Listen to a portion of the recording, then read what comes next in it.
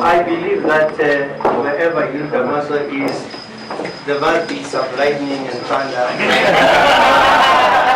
or some storms. And I think that that is within the nature of the world of the arts. So that is not kind of irrelevant to what we are here all about. Now, if then art believes that it is a neglected child, a child that nobody in a sense notices, and a child that is not actually being noticed, goes inside the cupboard and starts kicking in the cupboard and creates a controversy that it has got to be noticed.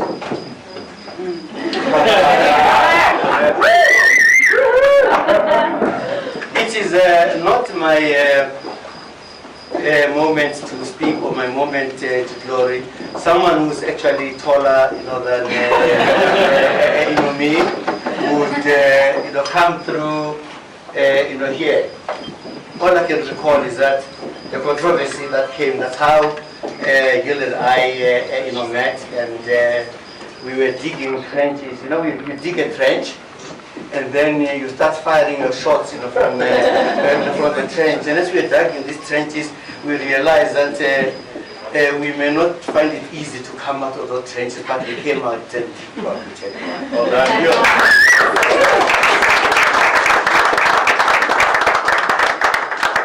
What he said. I'm not going to elaborate too much on the painting. There's a small explanation next to it. If you'd like to ask any questions about it, I'm around. I'd just like to say thank you to a few people. Firstly, Pitika, thank you so much. It's because of you that this painting has become a serious part of my life, and it has forced me to grow up.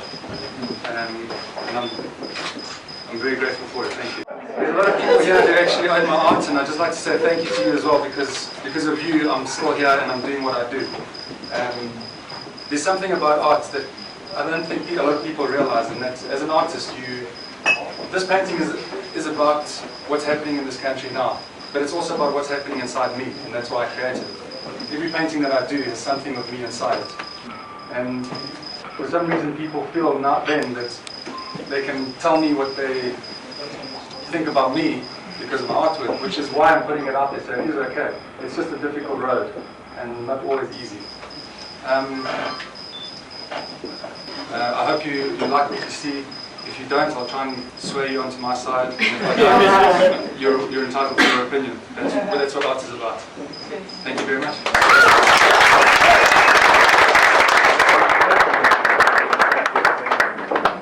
I think you should fire him with some questions, because in art circles they speak about the death of the author. So in other words, once your work is up in a public domain, you are no longer the authority on your work. You are all here. We do not know what experiences you carry with yourself. So you can only understand this on the basis of how you understand yourself. If you are a man, there's a perspective maybe that will come. If you are a woman, that's it. If you are abused, that is it. So, questioning, don't let him get away so easily. Can you tell us a little more about your thinking behind this painting? There's a whole lot of, it's quite a big discussion as to what is behind this painting, but I'll give you just a little something. I'll run it really quickly. Nelson Mandela portrayed as dead. It's something that we're going to have to face. It's not going to make the family happy, it's not going to make us happy, it's not going to make the nation happy. But it's something we're going to have to face, and unfortunately it's right around the corner. A lot of people don't even want to accept that fact. I've showed internal workings being cut open by Nkosi Johnson because I'm trying to show that he is a man. There's no difference. He often gets put up on a high pedestal, and he is a great man, make no mistake, I do think that. But he is just a man. He's infallible, he's made mistakes, he still makes mistakes. And that's what it's about, is that he is just a man, so are all we. We also have the same capability of doing what he did. There's no difference. He came after prison. And I think, a lot of people say, oh, what about the prison? That's what made him. Nelson Mandela is a result of everything that he experienced in his life. And so for every one of us, that is true. The good, the bad. That's what makes it.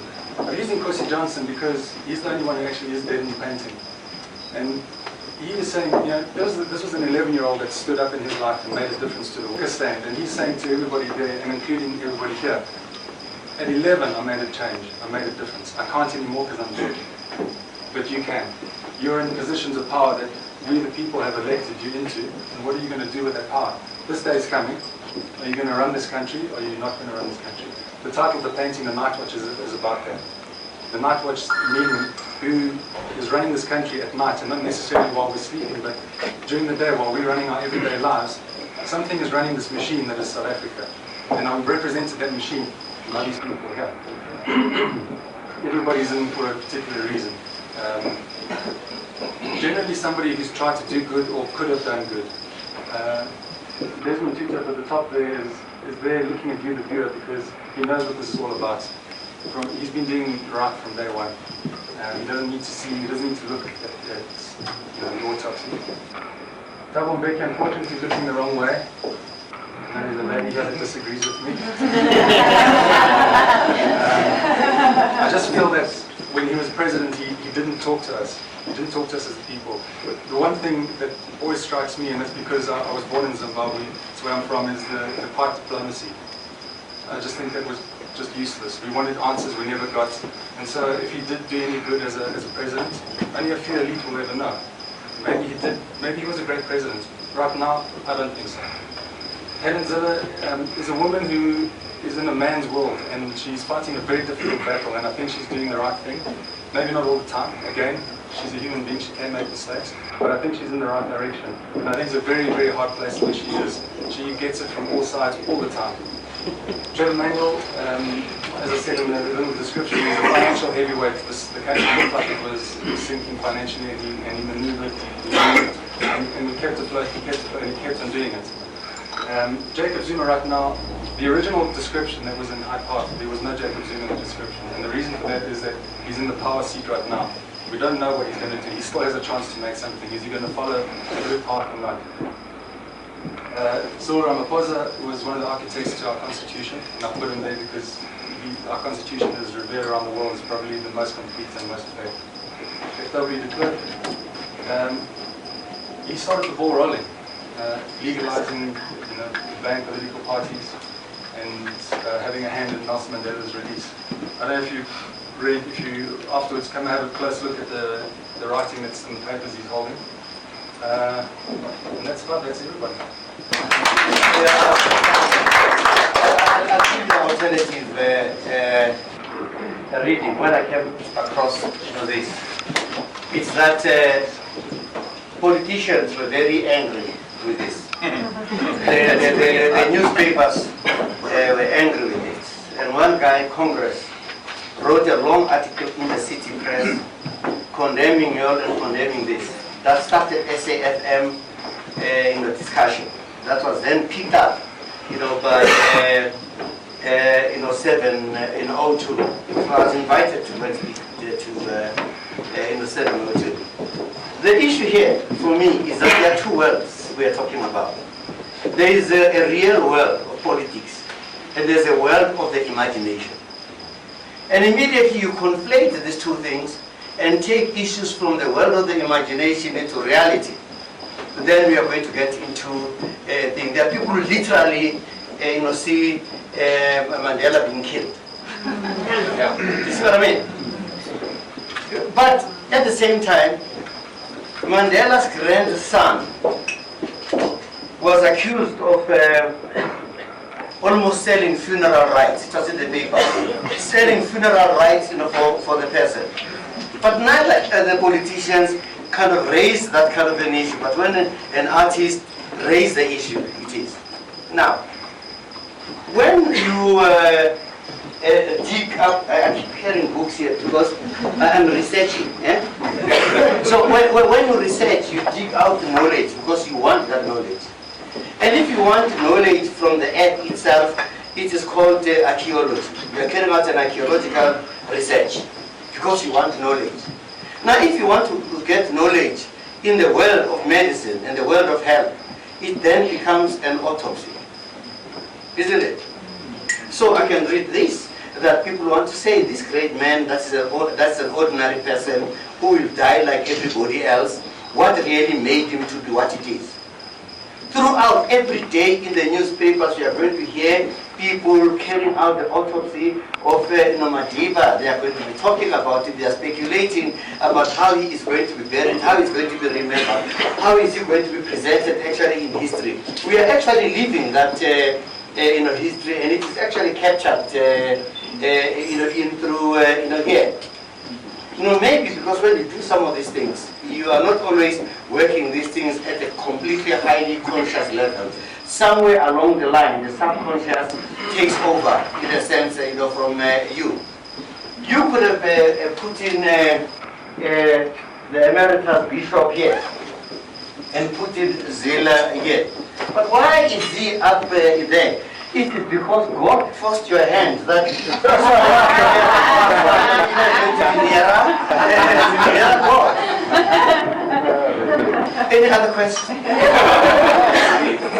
As Mr. Mandela himself, is he aware of it? Has he had a sight of it or a picture of it? I don't know personally. I've had no official comments, so I can't answer that question. How close to his family have you heard from him? No, I haven't. I've heard via.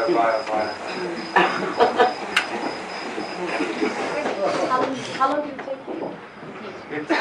It's a piece that I've had to work on a little bit at a time. It's an oil painting, so it takes some time to dry. I moved studios. I moved to a pop-up studio in Hyde Park and moved it back home. So I started it probably in March. And the idea came a month or two before that. And eventually, the idea came a long time ago. I was sitting with Daniel and Roman, who are two people here tonight that are helping out. And I brought up the subject. And every time I brought up the subject afterwards, it became this big discussion. Who should be in the painting? Why? Who doesn't deserve to be in here? The name Malema came up and down many times. And so eventually I decided I've got to do it. And so it's been a 6-7 month journey. You? Yes. Hello. Hi. I wonder, what about, when it was on the front page of the Mail and Guardian, and it was on, you knew it was going to be controversial, but then I knew it was going to be controversial, what but not surprised you to the this. most? Yeah. What surprised me the most is how negative the controversy went. The death threats. Yeah. And I expected it to be controversial, but not to the extent that it did, and then not as negative as it did. Has that improved? Yeah, it has. The negative was mostly just in the beginning. That whole debacle was 1 week. Actually, even less. It was 3-4 days. It was out on Tuesday night. Wednesday morning, it started going haywire. Friday morning, the Mail and Guardian came out, and Saturday morning, every other paper came out. Monday, the painting was done. It was that quick. It was 4 or 5 days, bang, done. But for me, there were some of the most beautiful things that happened, there, because when I got up onto 702 and spoke about the painting, as I was leaving 702, my phone rang. The person who started the controversy and then wrote to the city press, Congress Bajan, brilliantly argued his case against him. It was a very brilliant writing, but he had started from a wrong premise. So he was listening to it, and then he phoned me, and he said to me, I was listening to what you were saying. And if I had heard what you were saying, I would not have written to the city press. So it takes courage for somebody to say that. So I said to him, why don't you tell yourself? So I don't have a number. So I gave him the number to ring Yiull to say this is it, and then you had a discussion, with him. And at the same time, there was a cartoon that was in the city press, where Bafana was killed by Forlan of Uruguay, isn't it? And there was Pereira carrying Bafana. There was a fan on the other side. Again, the Ntuli house and everybody else said, yeah, the cartoonist was mocking. Yeah, but was mocking Bafana. My argument, because I use both arguments, this and this, that if the peasant was carried there, Hector Peterson, was Hector Peterson a victim or was he a hero? And he was a hero because there's a Hector Peterson memorial. And when Hector Peterson, got killed, they were fighting against odds. They had only dustbin leads with guns, with people with no guns, with people who had guns. So they lost. But they lived to see freedom. So if you use then him as a hero, then you must look at Bafana as a hero. Because they were against odds. Brazil had only one odd. And Bafana was number 63. It had 62 odds. Therefore, once you read it that way, then you realize that it is. That's what really kind of persuaded. But what came out of that? The argument that could have gone on, for long, because Congress, in subsequent radios, he accepted that he started from a wrong, premise, so that saved his life. That's why I said thank you. Well, thank you for thanking me. Can we take 2 more questions so that people can then wonder about? I was just saying cheers.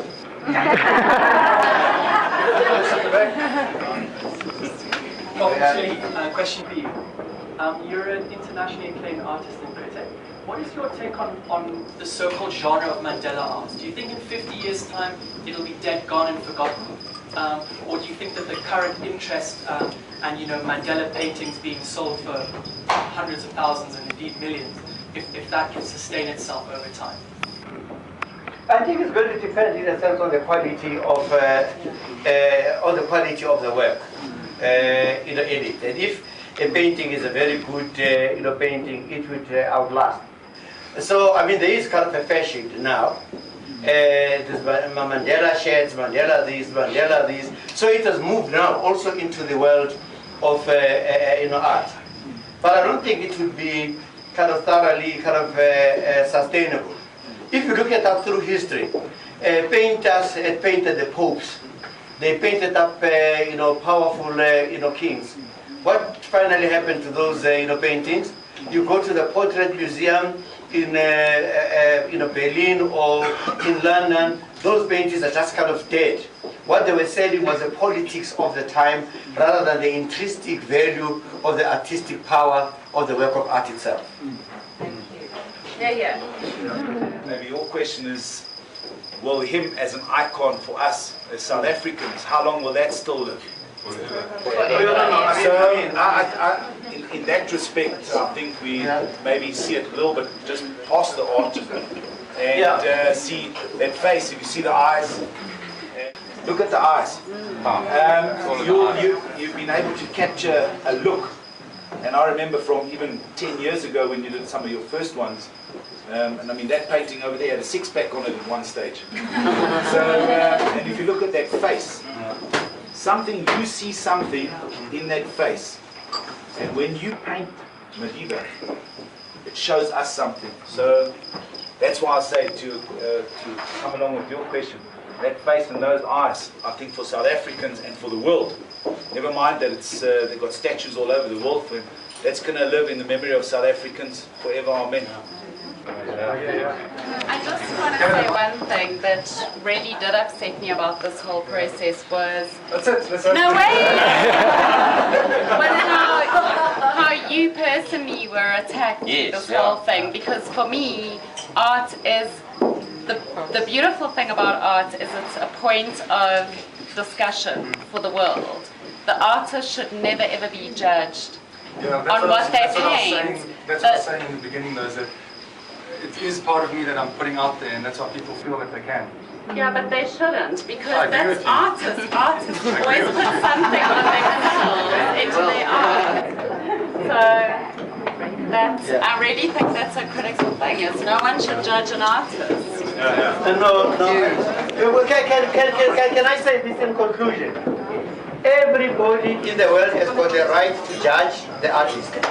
And the artist has to be able to defend their position. There are no holy cows in art. You lay yourself out as an artist. You are laying yourself, to the open, and you have to sit around and you've got to deal with it. There are no easy, answers. Thank you. Thank you very much.